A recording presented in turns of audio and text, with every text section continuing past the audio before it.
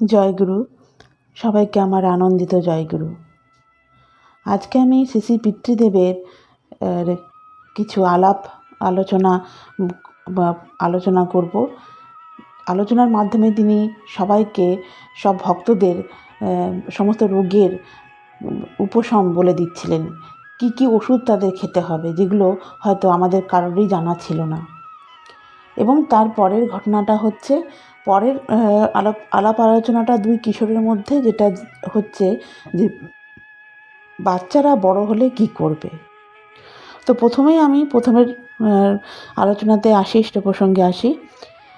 দিনটি হচ্ছে মঙ্গলবার, 1 বৈশাখ, বাংলার 1382, ইংলিশের 1975 সালের ঘটনা। তো নববর্ষের নবীন প্রভাতে সবাই বেশ আনন্দে নাম কীর্তন করছিল।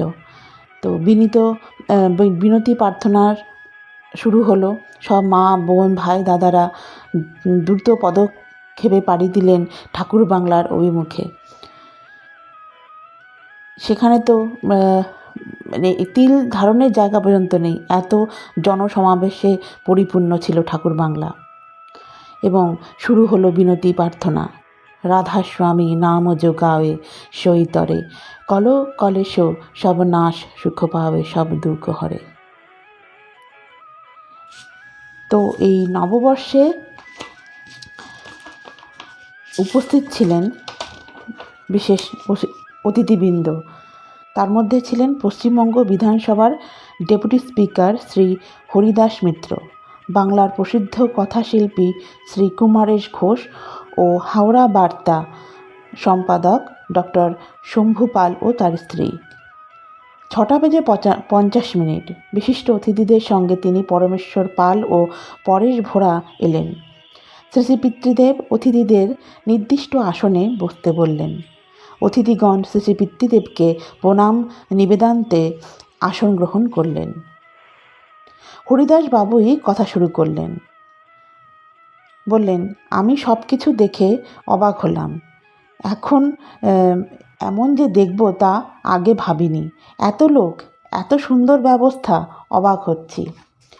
শ্রী শ্রী পিতৃদেব বলছেন, এসব যা যা দেখছেন তা সব এরাই করে। এরাই বলতে কার্তিক সরকার, হরিবল্লভ নারায়ণ প্রভৃতি দাদাদের দেখিয়ে তিনি বললেন, ঠাকুরের দয়ায় সব হয়ে যাচ্ছে। তখন হরিদাসবাবু বললেন, আপনিই তো করেন, সবাই বলে। তখন শ্রী শ্রী পিতৃদেব বলছেন, ওরা সবাই করছে। একটু থেমে বলছেন, আপনার কোনো অসুবিধা হচ্ছে না তো থাকার খাওয়ার? হরিদাসবাবু বলছেন, না না, মোটেই অসুবিধা হচ্ছে না, বরং এরকম সুবিধার কথা ভেবে আসিনি। আমাদের জন্য গেস্ট হাউসের প্রয়োজন ছিল না। এখানে দেখছি কত হাজার হাজার মানুষ গাছতলায় শুয়ে আছে। আনন্দবাজার ঘুরলাম, সেখানে তো সবাই ডাল ভাত খাচ্ছে কত আনন্দে, তৃপ্তিতে। তখন শ্রী শ্রী পিতৃদেব বললেন, হ্যাঁ, আনন্দবাজারে সবাই ঠাকুরের প্রসাদ নেয়, তাই তৃপ্তি ভরেই খায়। হরিদাসবাবু বললেন, আমাদের সকলের ইচ্ছা একবার অন্তত আনন্দবাজারের প্রসাদ গ্রহণ করি। শ্রী শ্রী পিতৃদেব উৎফুল্ল চিত্তে উত্তর দিলেন, খুব ভালো। সঙ্গে সঙ্গে তিনি অতিথিদের আনন্দবাজারে প্রসাদ গ্রহণে কোনো অসুবিধা না হয় সেই বিষয়ে পরেশদাকে ও পরমেশ্বরদাকে লক্ষ্য রাখতে বললেন। এবার কুমারেশবাবু শ্রী শ্রী পিতৃদেবকে বললেন, আমরা প্রকৃত মানুষ এখনও গড়তে পারিনি। আমরা স্কুল, কলেজ, বিশ্ববিদ্যালয়ের সংখ্যা বাড়িয়েছি, কিন্তু বিশ্ববিদ্যালয়ের শিক্ষা মানুষকে ভদ্রতা, সৌজন্য শেখায় না। আমাদের শিক্ষা পুঁথিগত শিক্ষা। এখানে সব রকমের সুষ্ঠু ব্যবস্থা, প্রকৃত মানুষ গড়ার ব্যবস্থা। আমার মনে হয় টাকা পয়সা বড় কথা নয়, প্রকৃত কর্মী হলেই টাকা পয়সা আসে। প্ল্যান প্রোগ্রামেরও প্রয়োজন হয় না, প্রকৃত কর্মী হলেই সব হয়। এখানে তাই দেখছি। একজনকে কেন্দ্র করে এখানে এমন সুন্দর ব্যবস্থা, এত জনসমাবেশ, আমার খুব ভালো লাগছে। কথা প্রসঙ্গে কুমারেশবাবু অল ইন্ডিয়া লিটারেচার্স কনফারেন্স, সর্বভারতীয় সাহিত্যিক সম্মেলন, যেটা দেওঘরে করার ইচ্ছা তিনি প্রকাশ করলেন। বললেন, আমি চেষ্টা করব এখানে যদি করা সম্ভব হয়। শ্রী শ্রী পিতৃদেব খুশি হয়ে এই প্রস্তাবে সম্মতি দিলেন। শ্রী শ্রী পিতৃদেবকে দুখানি বই কুমারেশবাবু উপহার দিলেন। প্রসঙ্গত জানালেন তিনি রাশিয়া, জাপান প্রভৃতি দেশ ঘুরেছেন।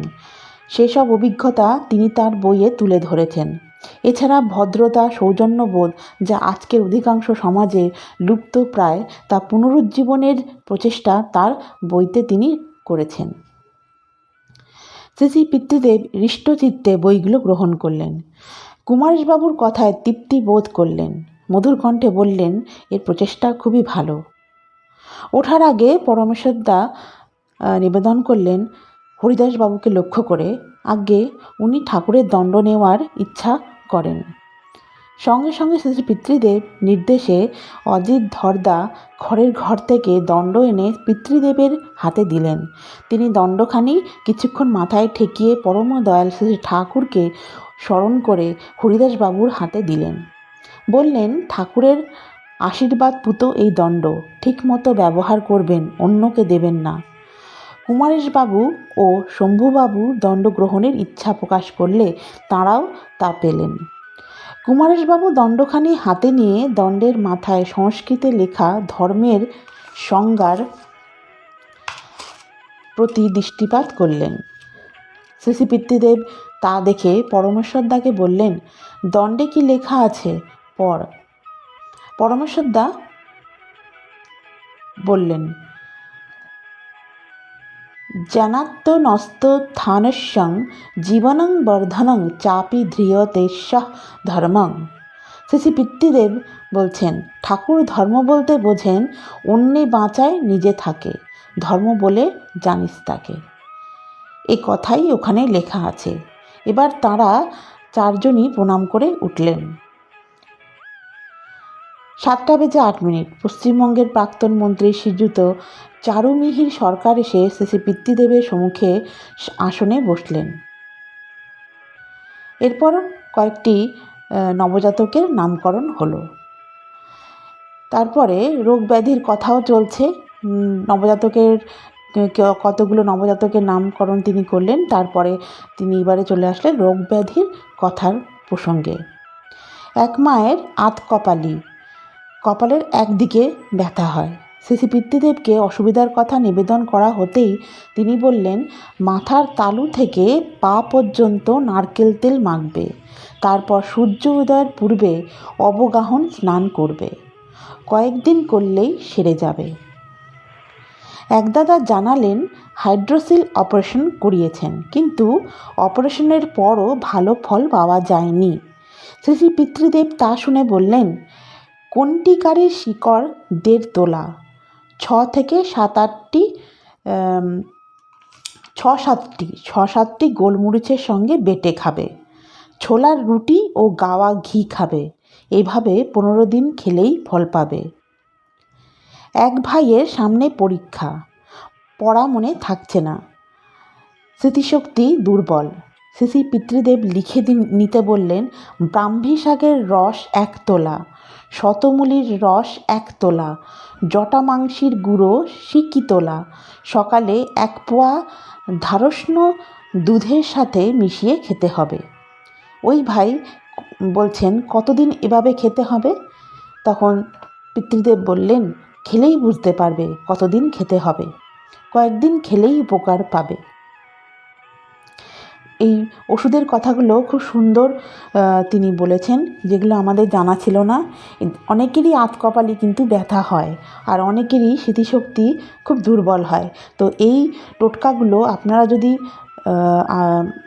ব্যবহার করতে পারেন বা গ্রহণ করতে পারেন, তাহলে কিন্তু খুবই ভালো হয়।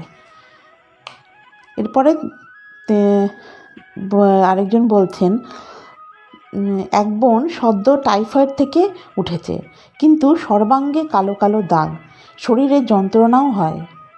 শ্রী শ্রী পিতৃদেব তা শুনে বললেন, প্রতিদিন সকালবেলা ঘোল খাবে, শাক আলু খাবে, দুপুরবেলা দই ও রুটি, রাত্রে রুটি, ভাত খেলে কম খাবে দুপুরে, তাও নুন মিষ্টি একদম বাদ, কমপ্ল্যান খেতে পারো। এমনি দুধ খাবে না, অযথা দুধ খাবে না, পায়খানা পরিষ্কার না হলে খেতে পারো। এক দাদার অম্লশূল হয়েছে। শিশি পিতৃদেব বিধান দিলেন, সুঁঠ চূর্ণ 5 তোলা, বিট লবণ 2.5 তোলা, সোহাগার খই 1.25 তোলা, মুলতানি হিং 10 আনা। এগুলো নিয়ে প্রথমে সজনের ছালের রস 4 আউন্স একটা পাত্রে রাখবে। তারপর কিছু রস নিয়ে হিং মেশাতে হবে ভালো করে। এরপর বিট লবণ চূর্ণ ভালো করে মেশাতে হবে। সবশেষে সুঁঠ চূর্ণ 5 তোলা মিশিয়ে নেবে। তাতে যতটুকু সজনের রস লাগে দিতে হবে।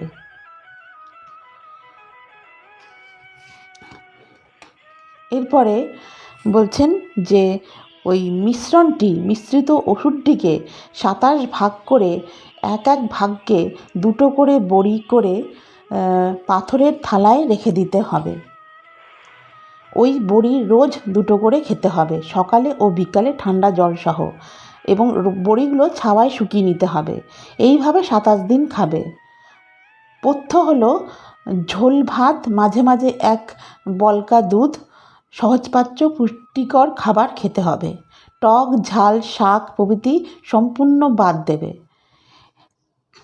এবারে দেখুন আরেকটা ওষুধের কথা তিনি বলেছেন। এখন সেতি কিন্তু সবারই এখন প্রায় দেখা যাচ্ছে বর্তমান ওয়েদারের জন্যে বা বর্তমান পরিস্থিতি যেরকম প্রাকৃতিক কিছু ভাইরাসের জন্যে হচ্ছে সবার সেতিটা। একমার মুখে সেতি। মাটি প্রণাম করার পর মুখ তুলতেই শিশি পিতৃদেব তা দেখে জিজ্ঞাসা করলেন, তোমার মুখে সাদা সাদা দাগ দেখছি, ওষুধ ব্যবহার করছো তো? ওই মা বলছে, আজ্ঞে হ্যাঁ, অ্যালোপ্যাথিক চিকিৎসা চলছে। চিকিৎসায় ফল পাচ্ছ?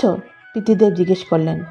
তখন মাটি বললেন, আগের থেকে রং পাল্টেছে, সারতে কতদিন যে লাগবে বুঝতে পারছি না। তখন পিতৃদেব বললেন, ডাক্তার কি বলেন? তখন মাটি বললেন, ওষুধ দিয়েছেন, খেতে বলেছেন। তখন পিতৃদেব বললেন, খাবার কি খাও? মাটি শিশি পিতৃদেবের কথা ঠিকমতো বুঝতে পারেনি দেখে পাশ থেকে অজিতদা ওই মাকে জিজ্ঞাসা করলেন, আপনি কি খাবার খান? তখন ওই মাটি বললেন, সব খাবারই খাই, ভাত রুটি তরকারি মিষ্টি সব খাই। শিশি পিতৃদেব বললেন, আর মাছ ডিম এসব? তখন তিনি বললেন, মাটি বললেন যে ডিম মাংস খাই না, মাছ খাই। তখন পিতৃদেব বললেন, মাছ খাও কেন? তখন মাটি বললেন, ডাক্তার খেতে বলেছেন। তখন পিতৃদেব বললেন, মাছ মাংস পেঁয়াজ রসুন একেবারেই বাদ দিতে হয়। ওসব বাদ না দিলে এ রোগ কোনো দিনই সারবে না, আমি অনেক পরীক্ষা করে দেখেছি। ওই মা আবার জানালেন, আর ওষুধ যা ব্যবহার করছি তাই করে যাব তো?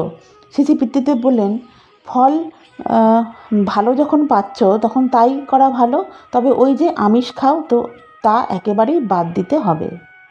মাটি এবার ঘাড় নেড়ে প্রণাম করে বসলেন। তো এই সেতির খুব সুন্দর তিনি একটি সুরাহা দিলেন, ওষুধ দিলেন, এটা আমরা মাথায় রাখবো। এবারে আসছি পরের ঘটনাতে। এই যে আমি বললাম যে বাচ্চারা বড় হলে কি করবে, তো সেই নিয়েই একটা আলোচনা 2 কিশোরের মধ্যে আর শিশি পর্দার সাথে হচ্ছিল। ইষ্টপ্রসঙ্গ থেকে সংগৃহীত। পিতৃদেব বলছেন,